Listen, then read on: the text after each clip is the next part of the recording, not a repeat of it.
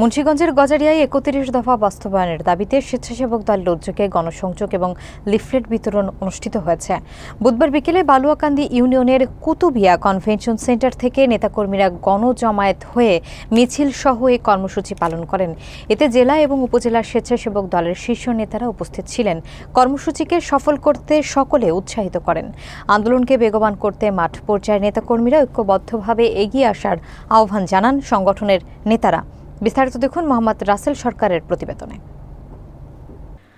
গজারিয়া উপজেলার বালুয়াকান্দি ইউনিয়নের স্বেচ্ছাসেবক দলের ৩১ দফা বাস্তবায়নে গণসংযোগ এবং লিফলেট বিতরণ কর্মসূচি অনুষ্ঠিত হয়েছে, এমনটাই জানিয়েছেন আয়োজকদের পক্ষের নেতারা। তারা জানান, বুধবার বিকেল ৪টায় কুতুবিয়া কনভেনশন সেন্টার এলাকায় বিপুল সংখ্যক নেতাকর্মী জড়ো হয়ে প্রথমে গণজমায়েত করেন, পরে একটি মিছিল নিয়ে তারা ইউনিয়নের বিভিন্ন এলাকায় লিফলেট বিতরণে অংশ নেন।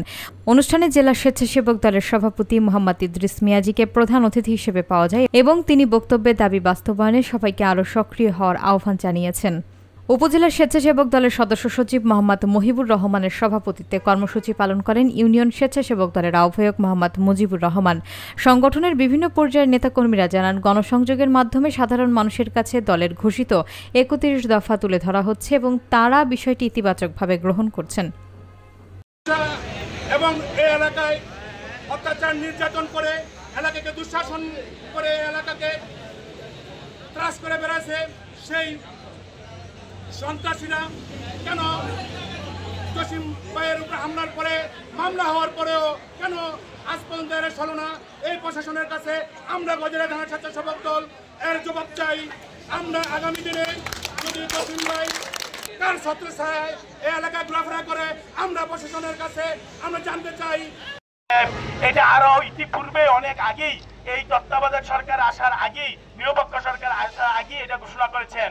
তো ওই ফর্মুলায় আমরা ৩১ দফা প্রতিটা ঘরে ঘরে উন্নয়ন পৌঁছে দিতে বলছেন যে সামনে নির্বাচনের সময় প্রত্যেকে নির্বাচনের আগেই প্রত্যেকের ঘরে ঘরে ৩১ দফা পৌঁছে দেন, তাহলে আর আপনাদের বলতে হবে না যে বিএনপি ক্ষমতায় আসলে কি কাজ করবে।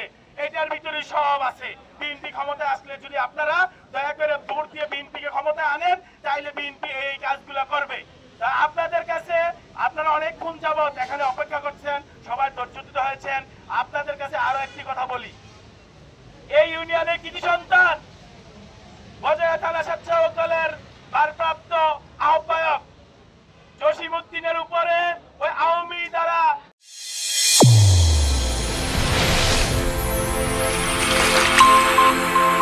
চ্যানেল A1 হৃদয়ের স্পন্দন।